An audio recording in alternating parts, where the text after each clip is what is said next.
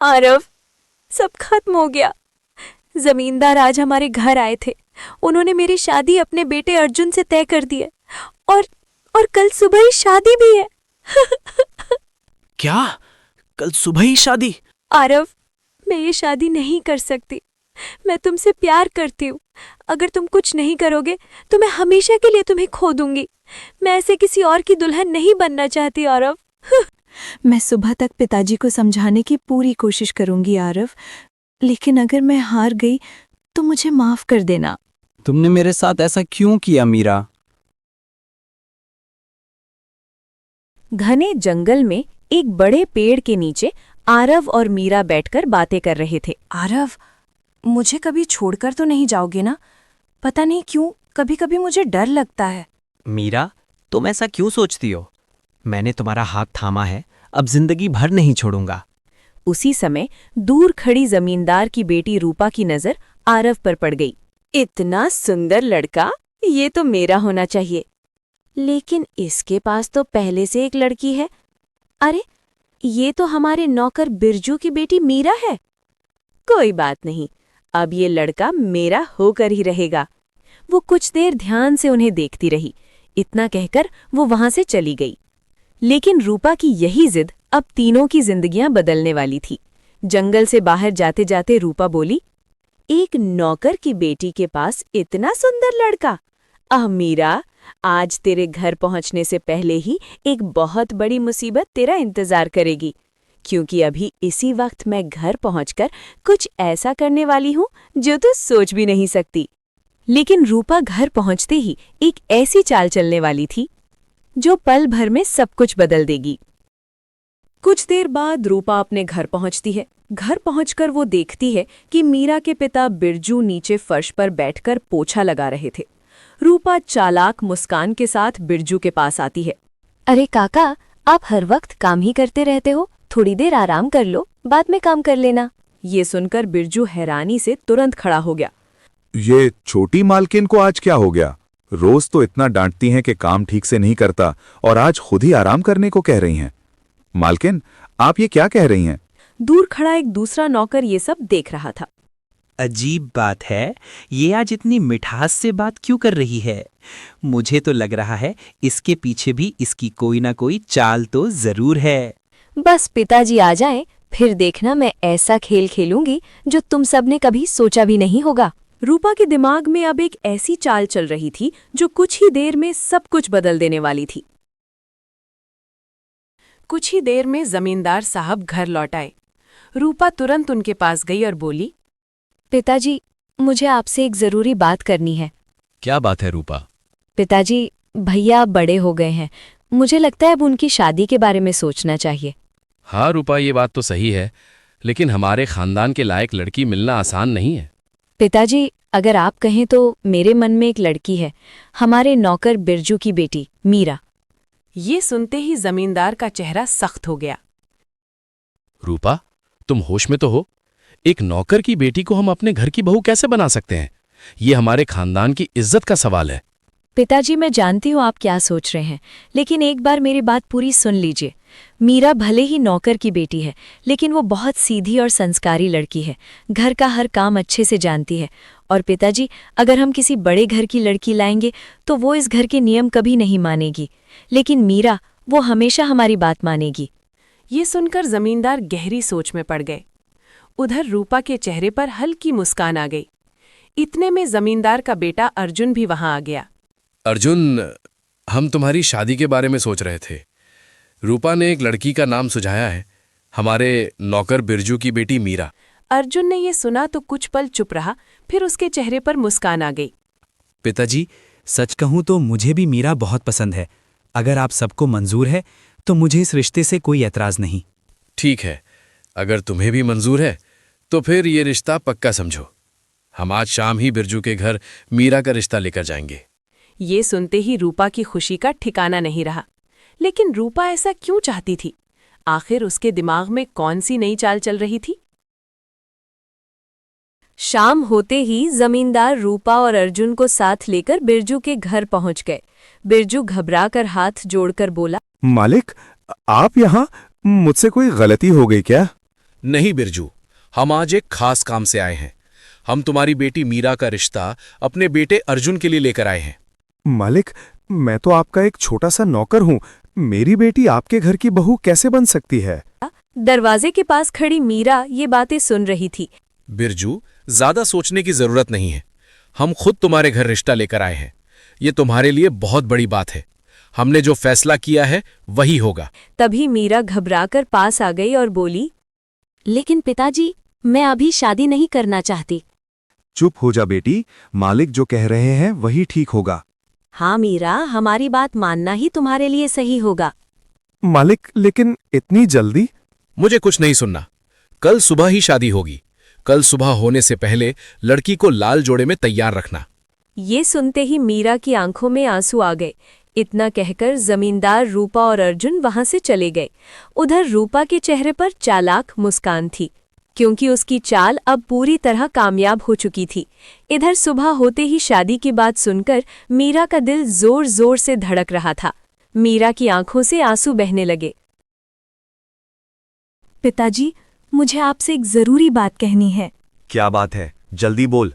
पिताजी, मैं पिछले 4 साल से किसी से प्रेम करती हूँ। क्या कहा तूने? 4 साल से? और आज बता रही हो? पिताजी, मैं आरब से बहुत प्यार करती हूँ। मैं किसी और से शादी नहीं कर सकती। सुन लो मीरा, हम गरीब लोग हैं, जमींदार के फैसले के खिलाफ नहीं जा सकते। कल सुबह तुम्हारी शादी होगी और ये बात यहीं खत्म। पिताजी, मेरी बात तो सुन लीजिए। बस, बहुत हो गया। अगर एक शब्द और कहा ना तो तेरी जबान काटकर फेंक दूंगा। हे भगवान, ये सब क्या हो गया? मुझे अभी जाकर आरव को सब बताना होगा। अब तो वही बताएगा कि आगे क्या करना है। मीरा जल्दी जल्दी जंगल की तरफ भागी और वहीं पुराने पेड़ के पास पहुंची, जहां आरव पहले से खड़ा था। मीरा, क्या हुआ? तुम इतनी परेशान क्यों हो? आरव, सब खत्म हो गया। जमींदार आज हमारे घर आए थे। उन्होंने मेरी शादी अपने बेटे अर्जुन से तय कर दी है और कल सुबह ही शादी भी है। क्या? कल सुबह ही शादी? आरव, मैं ये शादी नहीं कर सकती। मैं तुमसे प्यार करती हूँ। अगर तुम कुछ नहीं करोगे तो मैं हमेशा के लिए तुम्हें खो दूंगी। मैं ऐसे किसी और की दुल्हन नहीं बनना चाहती आरव। तुम ऐसे मुझे छोड़कर नहीं जा सकती मीरा। तुम्हारे बिना मेरी जिंदगी ही खत्म हो जाएगी। मीरा, क्या तुम्हारे पिताजी को हमारे बारे में पता है? हाँ, मैंने सब सच बता दिया, लेकिन उन्होंने साफ मना कर दिया। उन्होंने कहा कि हम गरीब लोग जमींदार के खिलाफ नहीं जा सकते। मीरा, अगर हम आज कुछ नहीं करेंगे तो कल सुबह सब खत्म हो जाएगा। तो अब हम क्या करें आरव? मेरे पास तो कोई रास्ता ही नहीं बचा। मैं सुबह तक पिताजी को समझाने की पूरी कोशिश करूंगी आरव, लेकिन अगर मैं हार गई तो मुझे माफ कर देना। तुमने मेरे साथ ऐसा क्यों किया मीरा? तुम ऐसे किसी और से शादी नहीं कर सकती, नहीं तो मैं जीते जी मर जाऊंगा। आरव से मिलकर मीरा वहां से चली तो गई, लेकिन उसका दिल वहीं आरव के पास ही रह गया था। मीरा के जाने के कुछ देर बाद वहां रूपा पहुंचती है। आरव अभी भी उसी पेड़ के पास खड़ा था। उसकी आंखों में गुस्सा और दर्द साफ दिखाई दे रहा था। लगता है मीरा तुम्हें इस हालत में छोड़कर चली गई। तुम यहाँ क्या कर रही हो? ये सब मेरी ही चाल थी। इतना हैरान मत हो आरव, मुझे सब पता है। तुम और मीरा एक दूसरे से प्यार करते हो और अभी अभी वो तुम्हें अपनी शादी की खबर देने आई थी, है ना? मीरा की शादी मेरे ही भाई से तय करवाने वाली भी मैं ही हूँ। तुमने ऐसा क्यों किया? क्योंकि मैं तुमसे शादी करना चाहती हूँ आरव। जब मैंने तुम्हें पहली बार देखा था उसी वक्त तय कर लिया था कि तुम सिर्फ मेरे हो सकते हो। इतना सुंदर लड़का किसी नौकर की बेटी के साथ अच्छा नहीं लगता। मैं सिर्फ मीरा से प्यार करता हूँ। तो ठीक है, कल सुबह देख लेना। जब मीरा दुल्हन बनकर मेरे भाई के साथ फेरे ले रही होगी तब तुम्हारा ये प्यार क्या कर पाता है। इतना कहकर रूपा मुस्कुराते हुए वहां से चली जाती है। रात का समय था। जैसे जैसे रात आगे बढ़ रही थी वैसे वैसे शादी का समय और नजदीक आता जा रहा था। कल मेरी शादी है। जमींदार ने शादी का लहंगा तक भेज दिया है, लेकिन मैं आरव के बिना खुश नहीं रह पाऊंगी। हे भगवान, अब सुबह क्या होगा? आधी रात हो चुकी थी, तभी बाहर से किसी के चलने की आवाज सुनाई दी। बाहर आंगन में आरव खड़ा था। तुम यहाँ क्यों आए हो आरव? इस वक्त, आधी रात को? अगर पिताजी ने देख लिया तो? मुझे किसी का डर नहीं है मीरा। डर है तो बस तुम्हें खो देने का। मैं तुम्हें यहाँ से ले जाने आया हूँ मीरा। अब और वक्त नहीं है। सुबह होते ही सब कुछ बदल जाएगा। तुम्हारी शादी तय कर दी जाएगी और मैं बस देखता रह जाऊंगा। लेकिन मैं अपने पिताजी को छोड़कर कैसे जा सकती हूँ?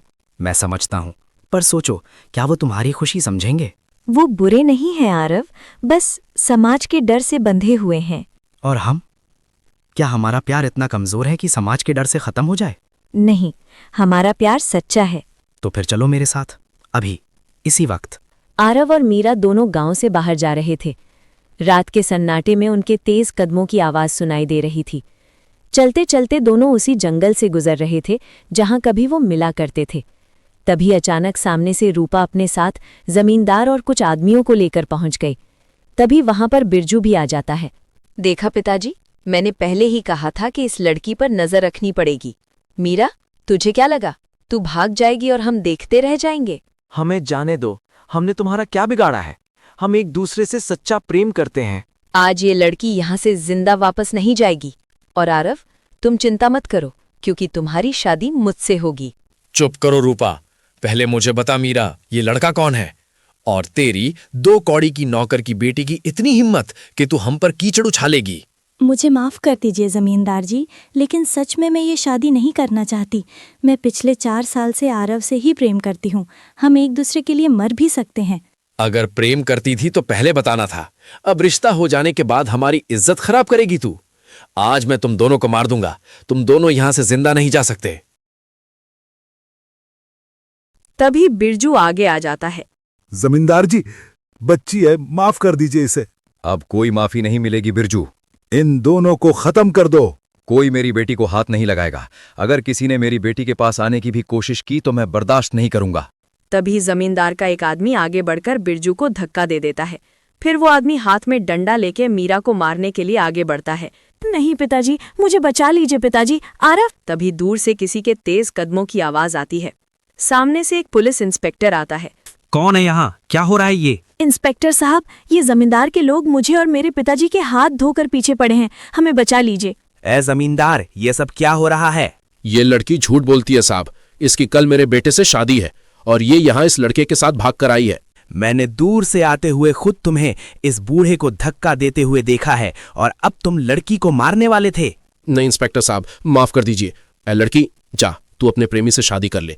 हम तुम लोगों को कुछ नहीं कहेंगे, लेकिन साहब आप मुझे माफ कर दीजिए। फिर इंस्पेक्टर जमींदार को अपने साथ ले जाता है और मीरा और आरव खुशी खुशी बिरजू के साथ अपने घर चले आते हैं। आरव, अब जल्दी हमारी शादी होगी। और ये क्या दोस्तों, आपने अभी तक लाइक सब्सक्राइब नहीं किया? जल्दी चैनल को सब्सक्राइब कर दो।